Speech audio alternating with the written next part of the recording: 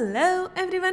तो गाइस आप सबका स्वागत है आपके चैनल फॉर यू रेसिपीज़ में। तो क्या हाल चाल चल रहे हैं, कैसे भी हाल चाल चल रहे हो, आप ये रेसिपी खाओगे ना उसके बाद आपके हाल मदहोश हो जाने वाले हैं, क्योंकि हम बनाने वाले हैं अपनी नानी दादी के पुराने टाइम की चीज़ें, यानी कि हम बनाने वाले हैं चूरमा। अब उनके अंदर तो बहुत पेशेंस था, बहुत धैर्य था कि हाँ किसी भी चीज़ को करने में लगी रहती थी, पर हमारे में नहीं है यार, मेरे में तो बिल्कुल नहीं है। तो आप जैसों के लिए, मेरे जैसों के लिए बहुत ही आसान सा तरीका लेके आई हूँ मैं चूरमा बनाने का, जिसमें हाथ वाथ भी नहीं जलने वाले। 3 तरीके लेके आई हूँ, कोई ना कोई आपके लिए फिट हो ही जाएगा। और इस चूरमे की खास बात ये है कि अगर आप चाहते हैं कि आपके शरीर में खुश्की ना रहे, ताकतवर तो ये पूछो ही मत कितना ज़्यादा होता है। किसी को वज़न बढ़ाना है तो वो उसको ज़्यादा मात्रा में खा ले तो वज़न बढ़ाने का भी ये काम करता है। तो उसके फ़ायदे बहुत हैं यार। पुरानी चीज़ें ऐसे नहीं बना देते थे, उठ के मुँह उठाया और बना दी और चल दिए। हमारी जो इंडियन चीज़ें हैं ना, अगर ट्रेडिशनल चीज़ें हम फॉलो करने लगें तो वो बहुत फ़ायदेमंद है, पर अगर उन्हें सही तरीके से खाया जाए। तो गाइज़ अभी भाषण में अपना फ़िलहाल के लिए बंद करती हूँ, आ जाओ फटाफट शुरू करते हैं इस बहुत ही बेहतरीन सी रेसिपी को बनाना। तो सबसे पहले हमें लगाना है आटा। उसके लिए क्या चाहिए? आटा। तो ये कौन सा आटा लिया मैंने? गेहूं का आटा। अगर आपके पास घर पे पिसा हुआ आटा हो तो उससे बेहतरीन कुछ नहीं हो सकता, पर मुझे कहाँ नसीब है घर पे पिसा हुआ आटा, तो मैंने ले लिया यहाँ पे बाजार वाला जो पैकेट वाला गेहूं का आटा होता है वो ले लिया। इसी वीडियो में मैं आपको आटा करना भी बता दूंगी। तो जो लोग ये है ना बिगिनर है, जिनको आटा करना नहीं आता, भाई उनका भी तो मन होता है बेचारों का, हॉस्टल वगैरह में कहीं है कि हम भी चूरमा खाएं, तो आप भी खा सकते हो। तो आपको कैसे करना आटा सिखा देती हूँ। जैसे आपने 3 कप ले लिया आटा, जिस कप से आपने आटा नापा है उसी कप के नाप से 1 कप पानी हम एक बार में डाल देंगे। धीरे धीरे करके डालने की ज़रूरत नहीं है, फिर धीरे धीरे से उंगलियों से उसको पानी को और आटे को मिलाओ, ठीक है। जब वो गीला गीला सा, जितना भी हिस्सा गीला गीला हो जाए, उसको थोड़ा सा हल्का सा हाथों से बांध के साइड में रख दो। और फिर आपको डालना है 1/3 कप पानी, यानी कि उस कप का, जिस कप से आपने आटा नापा है उस कप का तीसरा हिस्सा पानी डालना है हम इसमें, धीरे धीरे करके।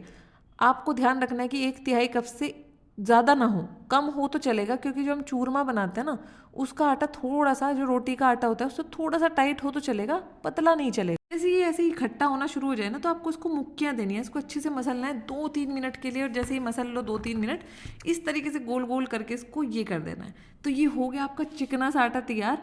अब इसके पेट में थोड़ी सी गुदगुदी करते हैं, मतलब थोड़ी सी ऐसे उंगली लगा के देखो आटे में कि हाँ भाई ज़्यादा टाइट या पतला तो नहीं है, या फिर इस तरीके से इसका गोला तोड़ के देखो तो आपको अंदाज़ा हो जाएगा। 5 मिनट के लिए इसको या 15 मिनट के लिए ढक के रख देंगे। तो 10 मिनट हो गए हैं इसको रखे रखे। अब क्या करेंगे, इसमें एक गोलू सा निकाल लेंगे, गोलू मतलब आटे का गोला निकाल लेंगे बड़ा सा।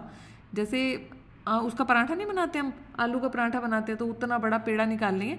अब जो सूखा आटा है उसमें लगा लगा के इसको हमें बड़ा सा कर लेना है। अब आपको जो इसकी रोटी बनानी है, इसकी रोटी बनानी है थोड़ी सी मोटी, तो आपको मैं दिखा देती हूँ। ये देखो, बहुत ज़्यादा मोटी मत कर देना, ज़्यादा मोटी कर दोगे तो उससे क्या हो जाएगा, वो कच्चा कच्चा सा आटे का स्वाद आएगा, और ज़्यादा पतली कर लोगे तो उसका चूरमा अच्छा नहीं बनेगा। तो ये मैंने गैस पे इसको डाल दिया। अब आप देखो थोड़े थोड़े से बुलबुले से दिख रहे हैं ना, बबल्स से दिख रहे हैं, तो उसको रखे रखे तवे पे हो गई है 35 सेकंड। 35 सेकंड के बाद मैंने इसको पलट दिया, और अब मैंने 45 सेकंड के बाद इसको उठाया, तो एक तरफ से दूसरी तरफ से ये अच्छे से इसमें रंग आ गए थे। अब इसको अच्छे से सेक लेंगे। सेकने में मेरे को लगी है इसको 35 सेकंड। मैं आपको टाइम भी इसलिए बता रही हूँ यार, जब कोई भी आपको दिक्कत ना हो। अब रोटी को फटाफट रखो, बिल्कुल भी ठंडा नहीं होने देना है। और इसमें मैं डाल रही हूँ 3 बड़े चम्मच या 3 टेबल स्पून डाल रही हूँ उसमें बूरा। यहाँ क्या आप देख सकते हैं बेनिफिट्स, मैं आपको बाद में गिनवाऊंगी कि मैं आपके लिए जो तरीका लेके आई हूँ ना, कि आप इसको बेलन से इस तरीके से कर करके रगड़ रगड़ के इसको पीस सकते हैं। आपको गर्म लगने का झंझट ही खत्म है। मतलब अपने ट्रेडिशनल जो तरीके था ना, जो हाथ से बनाने वाला होता, तो उसमें बहुत हाथ जलते थे, क्योंकि गरम गरम में इसको चूरना होता था, तभी इसको चूरमा बोलते हैं। अब आप ये सोचो यार, कितनी मेहनत लगती थी इसको हाथ से इसको इतना बारीक करने में। वो सारा काम आपका जो है वो बेलन करने वाला था, है ना, बहुत ही गजब की ट्रिक। अब इसमें जब भी आपको ऐसा लगे कि ये जो रोटी वाला मिश्रण है ये थोड़ा चिकना चिकना सा हो गया और बेलन इस पर फिसल रहा है, तो क्या करो, उसके अंदर बूरा डाल दो। बूरा डालने से क्या होगा, फिर से इसकी चिकनाहट थोड़ी सी कम हो जाएगी और ये फिसलेगा नहीं, और आप और अच्छे से इसको बेलन से पीस सकते हैं। जितना ज़्यादा से ज़्यादा हो सके आपको क्या करना है, इसको बेलन से ही पीस लेना। आप देख सकते हो कितना बढ़िया तरीके से पिस गया है, जिससे कि आपको बाद में क्या है ना, ज़्यादा काम ना करना पड़े, क्योंकि हमें घी डाल के भी इसको हल्का सा मसलना होता है हाथों से 1 या 2 मिनट के लिए। तो यहाँ पे मैंने डाल दिया इसमें घी 1 बड़ा चम्मच। एक रोटी के अंदर कम से कम 3 बड़े चम्मच आपको घी डालना ही डालना है। तो इस तरीके से आपको उसको मुट्ठी के बीच में इस तरीके से करते हुए मसलना है, ठीक है। तो अगर आप घी डाल दोगे और उसके बाद आप सोचोगे कि भाई हम इसको बेलन से मसल देते हैं दोबारा से, तो ऐसा नहीं होगा, क्योंकि बहुत चिकना हो जाता है और जैसे ही देखो इस तरीके से बेलन आप इसके ऊपर चलाओगे तो वो फिसल जाएगा। इसमें मैंने 4 बड़े चम्मच डाला है बूरा।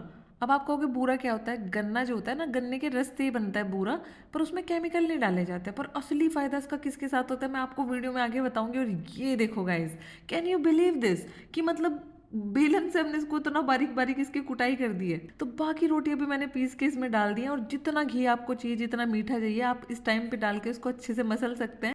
1/4 चम्मच डाल दिया मैंने इसमें हरी इलायची का पाउडर, इससे खुशबू अच्छी आएगी और टेस्ट भी बहुत अच्छा आएगा। तो सब चीज़ों को मिला के बना लिया हमने बेहतरीन सा लड्डू। तो अब आपके दिमाग में ये आ सकते हैं, यार एक रोटी क्यों, मैं तो 2 रोटी पीस सकता हूँ या पीस सकती हूँ। तो 2 रोटी मत पीसना, वो पीसी ही नहीं जाएंगी आपसे, ठीक है। तो अब मैं आपको बताती हूँ दूसरा तरीका चूरमा बनाने का। गरम गरम रोटियाँ लेना, 2 ले सकते हो आप एक साथ। उनको तोड़ना पहले अच्छे से, उसमें बूरा बूरा डाल के, और फिर जब वो टूट जाएं अच्छे से, जितना आप तोड़ सकते हैं, फिर जब नहीं तोड़ पा रहे हो ना आप, सूखी सूखी सी हो गई हैं, उसके टाइम पे हम डालते हैं इसके अंदर घी। और घी से क्या होती है, उसकी एक नमी सी आती है, थोड़ा मुलायम सा होता है, तो फिर आप इसको अच्छे से चूर पाते हो, उसको तोड़ पाते हो। इसमें मेहनत बहुत लगती है, मैं आपको पहले ही बता दूं। तो जो पहले वाला तरीका बताया ना वो बहुत बढ़िया है, और जो तीसरे वाला बताने वाली हूँ वो भी बहुत बढ़िया है। दोनों में से आप कोई भी इस्तेमाल कर सकते हैं। पर आप फिर भी अगर ये चाहते हैं कि नहीं मुझे तो नानी दादी के तरीके से हाथों से ही बनाना है, तो आप ये तरीका इस्तेमाल कर सकते हैं। इसीलिए मैंने आपको बता दिया। और ये देखिए गाइज, माउथ वाटरिंग देखते अगर आपके मुंह में पानी नहीं आ गया तो नाम बदल देना मेरा। इतना टेस्टी बना है ना ये लड्डू। ये देखो, तोड़ने से आपको समझ में आ रहा होगा कि इसका क्या भयंकर टेस्ट है, कितना जूसी ये बना है। यहाँ आ जाता है तीसरा तरीका। अगर आपको ये लग रहा है कि मुझे बिल्कुल मेहनत ही नहीं करनी है और आराम से बन जाए ये चीज़ और टेस्ट मस्त होना चाहिए, तो जब आपकी रोटी थोड़ी सी गर्म रह जाए, हल्की सी गर्म रह जाए, तो उसके बारीक टुकड़े तोड़ के ऐसे मिक्सी के जार में डाल देना है, और उसके ऊपर डाल देना पूरा 3-4 चम्मच बड़े बड़े भर के। इस तरीके से उसको थोड़ा मिक्स कर देना है, और फिर इसको पीसना है आपको। थोड़ा सा पीसो, उसके बाद थोड़ा सा इसको नीचे तक इस तरीके से हिला दो, जिससे कि नीचे कोई टुकड़ा फंसा हुआ ना रह जाए। और कुछ इस तरीके का ये पीसना चाहिए कि बहुत बारीक नहीं होना चाहिए, दर दरा सा होना चाहिए, जिससे इसका टेस्ट बढ़िया आ सके। अभी इसमें डाल दिया मैंने 1 बड़ा चम्मच घी, और थोड़ा सा इसको और चला देंगे। पर ध्यान रखना, 1 चम्मच घी में इसका काम नहीं चलने वाला है। ये तो सिर्फ मैंने मिक्सी के लिए 1 चम्मच डाला है, बाकी इसमें से बाहर निकालो उसको किसी बर्तन में, और इसमें घी डाल दो 3 चम्मच कम से कम बड़े। और फिर देखना क्या मज़ा आने वाला है, बहुत बढ़िया बनता है इसके अंदर भी ये।